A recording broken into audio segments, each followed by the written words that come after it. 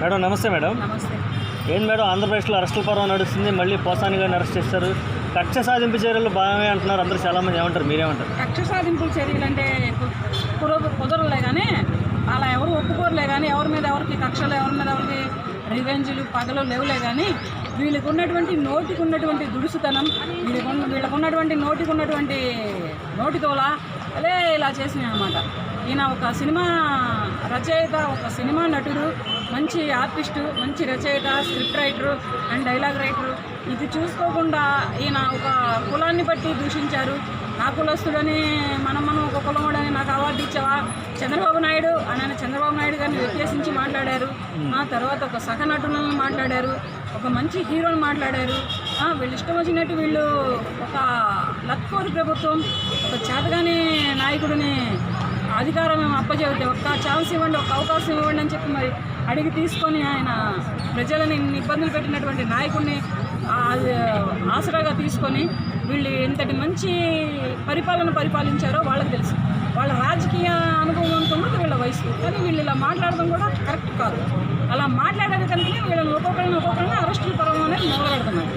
అంటే నోరెత్తకుండా చేస్తున్నారు, పథకాలను ప్రశ్నించడానికి అవకాశం లేకుండా ఈ హెచ్చరికలు పంపిస్తున్నారు అనేది చాలామంది నుంచి అనిపిస్తుంది.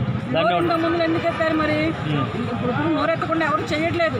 నువ్వు అడగాల్సింది అడుగు. ఇప్పుడు నేను అడుగుతానట్లయితే, నేను ఒక సాదాసీదారమైన మహిళని, ఒక కూడు నీడలేని మహిళని. నేను ఉండడానికి ఇల్లు లేదు, తినడానికి తిండి లేదు, కష్టపడాలి, కడుపు నింపుకోవాలి.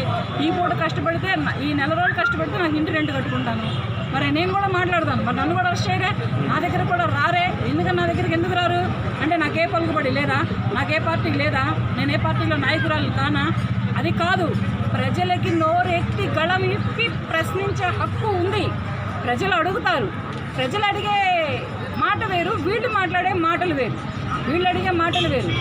గళం ఇప్పడానికి ఏమీ లేదు, ఇప్పు గళం ఎవరు వద్దని చెప్పరు. కానీ నోరు ఒళ్ళు అదుపులో పెట్టుకొని జాగ్రత్తగా మాట్లాడితే బాగుంటుంది. చిల్లరేరడం దానికి తవ్వేదేదో ఒక్కసారి తవ్వి పెద్ద కొండశిలను పట్టొచ్చు కదా. వీళ్ళందరి చేత చేపించిన వ్యక్తి ఎవరో మీకు తెలుసు కదా. ఇలా మాట్లాడిన వ్యక్తుల గురించి, వాళ్ళ వెనకున్న నాయకుడి గురించి తెలుసు కదా. ఆయన ఎందుకు మీరు వదిలిపెడుతున్నారు అనేది ఒక వార్త ఉంది. దాని మీద ఎవరా నాయకుడు రమ్మని తీసుకురమ్మని చెప్పు. సరే, చిల్లర మాటలు కావు, చిల్లర వ్యక్తులు గారు, మంచి నాయకుడు ఎవరున్నారో వాళ్ళని తీసుకొని రమ్మని చెప్పు, చూద్దాం. అన్నిటికీ కారణం ఆయనే కదా, మాజీ సీఎం. మరి ఆయనే తీసుకొని రమ్మని మనం ఆయన ఎందుకు అవుతాడు? ఆయనే అరెస్ట్ చేయొచ్చు కదా డైరెక్ట్ గా. ఆయన అరెస్ట్ అంటే ఆయన చేయాల్సిన టైం వచ్చినప్పుడు ఆయన కూడా చేస్తారు. ఒకప్పుడు మాజీ సీఎం చేయలేదా?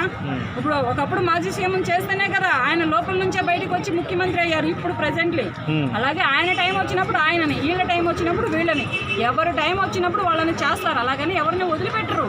వీళ్ళ నోటితనం ఎందుకు? ఇప్పుడు రాజకీయం చేస్తే చెయ్యా, ప్రజలకు మంచి చెయ్యి, ప్రజలకు సేవ చెయ్యి. ఇప్పుడు పవన్ కళ్యాణ్ గారు ప్రజలకు సేవ చేస్తున్నాడు.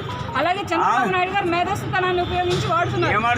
మంచిగా చేయండి, అంతేగాని కుదరదు. అట్లాగా అన్ని కుదరని మాటలు కాదు. చేస్తారా? అతను కూడా చేస్తారు. నెక్స్ట్ అరెస్ట్ ఎవరు అంటారు? మీరేం ఎక్స్పెక్ట్ చేస్తున్నారు? నెక్స్ట్ అరెస్ట్ లో రోజా ఉంది, శ్రీరెడ్డి ఉంది, తర్వాత ఉన్నారు ఇంకా మిగతా వాళ్ళు.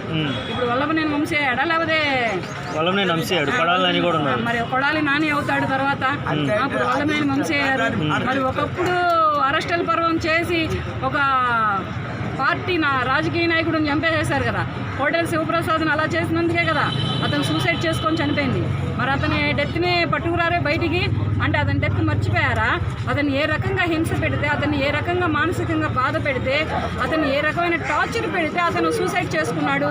అక్కడెక్కడో అరెస్ట్ చేస్తే ఎక్కడెక్కడో పోయి చనిపోయారు. అటువంటి డెత్తులను కూడా ఆంధ్రప్రదేశ్ రాష్ట్రమే కానీ, ఆంధ్రప్రదేశ్ ప్రజలే కానీ చూసినప్పుడు ఏంటంటే వీళ్ళు నోరు ఒళ్ళు దగ్గర పెట్టుకుంటే ఎవరైనా, ఏ రాజకీయ నాయకులైనా ఉంటారయ్యా. వీళ్ళ నోరు ఎంత పేటరితే, వీళ్ళ నోరు ఎంత రెచ్చిపోతే, వీళ్ళ ఒళ్ళు ఎంత ఇదవుతుందంటే అంత ఇదవుతుంది. ఈసారి వాళ్ళ పార్టీ అధికారంలో ఉన్నా, వీళ్ళ పార్టీ అధికారంలో ఉన్నా, ఏ పార్టీ అధికారంలో ఉన్నా నోరు ఒళ్ళు దగ్గర పెట్టుకొని ఏ రాజకీయ నాయకుడైనా, ఏ సినిమా ప్రముఖులైనా మాట్లాడితే బాగుంటుంది. నోరు ఒకటి ఉంది కదా అని ఇష్టం వచ్చినట్టు పేరితే మాత్రం అది కుదరదు.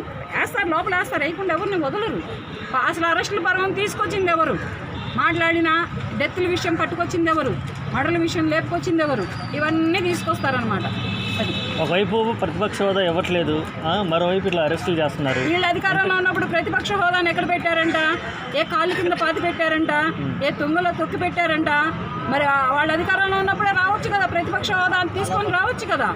మరి అదే అప్పుడు అధిష్టానాన్ని అడిగినట్టయితే ఇచ్చేది కదా. ఇప్పుడు వీళ్ళ ప్రభుత్వంలో వీళ్ళ అధికారంలోకి వచ్చేటప్పటికి ఇప్పుడు ఎందుకు అడుగుతున్నారు ప్రతిపక్ష హోదా అంటే? అప్పుడు ప్రతిపక్ష హోదాని మర్చిపోయారా? అప్పుడు ప్రతిపక్ష హోదా అవసరం లేదు ఆంధ్రప్రదేశ్ రాష్ట్రానికి. అప్పుడు ప్రతిపక్ష హోదా ఎందుకు పనికిరాదు ఆంధ్రప్రదేశ్ రాష్ట్రానికి? ఇప్పుడు ప్రతిపక్ష హోదాని ఒక ఏళ్ళని అడ్డం పెట్టుకొని వచ్చి చంద్రబాబు చూస్తున్నారా? అవన్నీ జరగవు. ప్రతిపక్ష హోదా ఎప్పుడు రావాలో అప్పుడే వచ్చింది.